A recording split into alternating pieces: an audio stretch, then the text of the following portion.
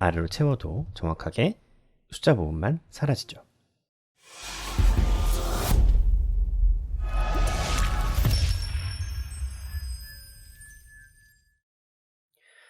오늘은 지난 시간에 이어서 정규 표현식을 이용해서 원하는 곳에서 문자열을 자르는 방법에 대해서 이야기를 하겠습니다.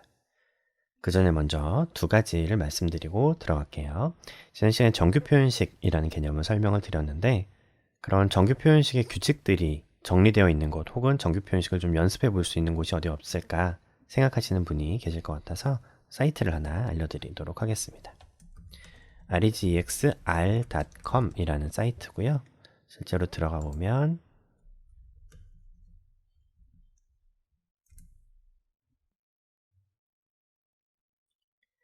이렇게 생긴 사이트가 나옵니다. 뭔가 굉장히 복잡해 보이지만 생각보다 복잡하지 않고요. 일단 처음으로 보면 좋은 것은 왼쪽 메뉴 중에 치트시트라는 메뉴가 있어요. 여기를 눌러서 들어가 보시면 기본적으로 정규 표현식에서 이건 어떻게 되지? 약간 궁금한 그런 핵심적인 것들을 모아놓은 것을 볼 수 있습니다. 물론 한글로 번역해서 보셔도 됩니다. 한국어로 번역하면 이렇게 예쁘게 나오죠. 자, 그리고 조금 더 자세하게 알고 싶다 하실 때는 여기 REGX 레퍼런스에 들어가시면 각 카테고리별로 자세하게 안내가 되어 있습니다. 이것도 참고해 보시면 되겠고요. 그리고 이 사이트가 좋은 것 중 하나는 우리가 실제로 연습을 해볼 수 있다는 점이에요. 여기 텍스트 부분에 쓰여 있는 이 내용들이 물론 REGXR이라는 사이트를 소개하는 문구이기도 하지만 우리가 정규 표현식을 테스트해 볼 수 있는 그런 부분이기도 합니다. 여기 있는 글자들은 마음껏 편집하셔도 되고요. 저는 다 지우겠습니다. 지우고 우리가 지난 시간에 봤던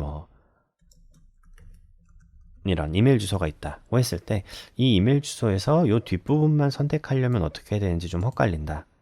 미리 좀 테스트 해봤으면 좋겠다라고 할 때 위에다가 그것을 테스트 해보시면 돼요. 지난 시간에 우리가 했던 것처럼 at이라는 기호 그리고 뒤에 모든 문자 이렇게 선택하면 이 부분이 선택됩니다 라고 알려주는 것을 볼 수 있습니다. 거기다가 친절하게 설명도 해주고 있죠. 물론 영어긴 합니다만 at이라는 캐릭터 그리고 모든 문자 여러 개 이렇게 설명해 주는 것을 볼 수 있습니다. 그래서 궁금하실 때는 이 사이트 들어와서 여기서 찾아보시거나 여기서 미리 테스트를 해보시면 유용하다 그런 말씀 하나 드리고요. 또 하나는 지난 시간에 일부러 말씀드리지 않은 사실인데 생각해보면 이런 게 약간 애매하다고 여기실 수도 있겠어요. 이렇게 생긴 문자열에서 점 앞에 있는 모든 문자를 찾아서 지워줘 라고 얘기하고 싶을 수도 있어요. 그러면 물론 이것도 점 앞에 있는 모든 문자지만 여기도 점 앞에 있는 모든 문자니까 이게 지워지겠죠. 자, 그런데 그것을 위해서 우리가 점을 먼저 찍은 다음에 그 점 앞에 있는 모든 문자 이렇게 입력하면 이렇게 해도 되나? 하는 생각이 드실 거예요. 왜냐면 얘는 지금 모든 문자를 의미하는 것으로 쓰였고 얘는 실제 점, 여기 찍힌 점을 의미하는 것으로 쓰였거든요. 정규 표현식이 얘랑 얘를 구별할 수가 있나? 하는 생각이 드실 거예요. 네, 옳은 지적이고요. 실제로 정규 표현식은 이 점과 이 점을 구별할 수 없습니다. 그래서 그냥 모든 문자 여러 개, 그리고 모든 문자 한 개라고 생각하게 돼요. 그래서 정규 표현식에서 어떤 의미로 사용하자라고 약속되어 있는 기호들이 있거든요. 예를 들면 점이라든지 플러스라든지 이런 기호들을 그 의미가 아니라 그냥 점 자체 혹은 플러스 자체라고 사용할 때는 이 기호를 하나 써줘야 됩니다. 이 기호를 써줘야 돼요. 백슬래시, 역슬래시라고 부르는 기호인데 어디 있냐면 자, 요 기호가 아니에요. 요 기호는 그냥 일반 슬래시고요. 백슬래시는 이거랑 반대로 이렇게 생겨 있어야 됩니다. 키보드를 잘 찾아보시면 그 백슬래시가 그려져 있는 키보드도 있고요. 한글 키보드 중에는 그게 안 그려져 있는 키보드도 제법 있어요. 그럴 땐 뭘 누르시면 되냐면 이 백스페이스 근처에 있는 원화 표시 기호를 누르시면 됩니다. 이게 백슬래시 역할을 하는 키예요. 이걸 실제로 눌러보시면 원화 표시가 아니라 이렇게 백슬래시가 그려질 겁니다.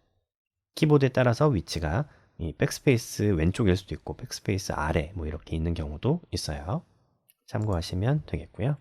뭐 굳이 어려운 용어를 소개해드리고 싶은 마음은 없지만 혹시 나중에 무언가 찾아보시다가 사용하실 일이 있으실 수도 있으니까 이렇게 어떤 기호를 그 명령이 아니라 기호 자체로 봐라 라고 얘기하는 이런 백슬래시 같은 것들을 escape라고 부릅니다.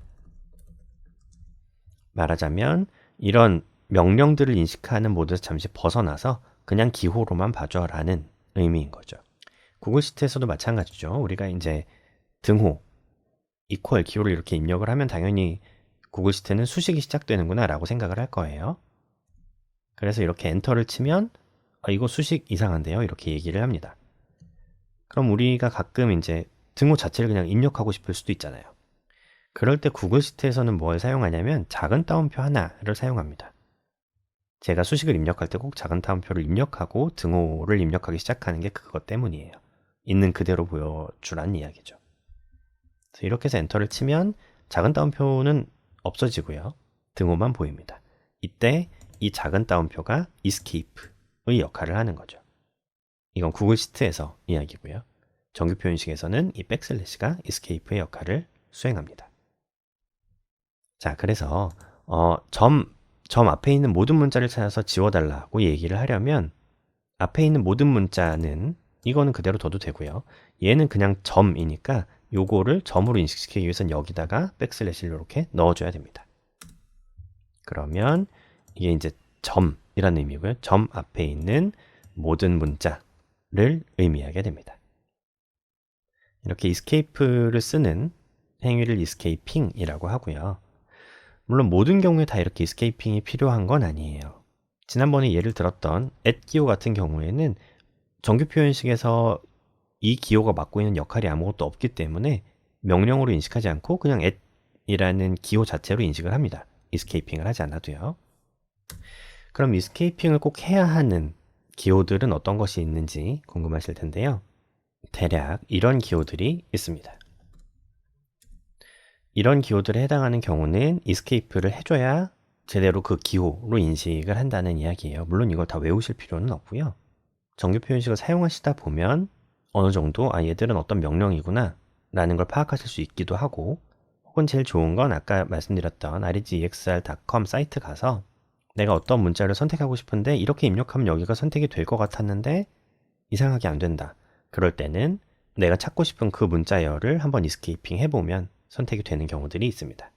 그렇게 찾는 게 가장 좋아요. 뭐 여기에서 이 점이라든가 플러스 이런 건 익숙하실 거고요. 이 별은 이번 시간에도 나오게 되겠지만 플러스랑 비슷한 역할을 합니다. 그리고 얘는 백슬래시고요. 백슬래시 자체를 기호로 입력하고 싶을 때도 escaping을 해야 됩니다. 그러니까 백슬래시를 2번 입력해야 백슬래시 하나의 기호로 입력이 되는 거죠. 그리고 그 외에 얘는 첫 부분, 얘는 끝 부분을 의미해주는 기호고요. 나머지는 거의 괄호에 해당하는 녀석들입니다. 그래서 분명히 될 것 같았는데 이상하게 안 된다 할 때는 escaping을 한번 해보시라는 이야기 드리고요.